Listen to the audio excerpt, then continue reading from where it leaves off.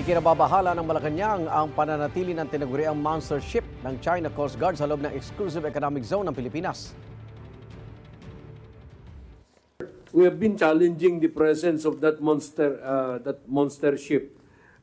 The Coast Guard, our Coast Guard, has always been very alert in following up yung presence of that monster ship.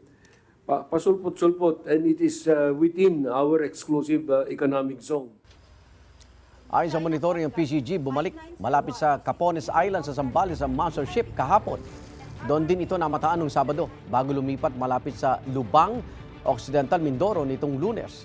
Patuloy ang pagbuntot at pag-radio challenge ng BRP Cabra ng PCG sa monster ship.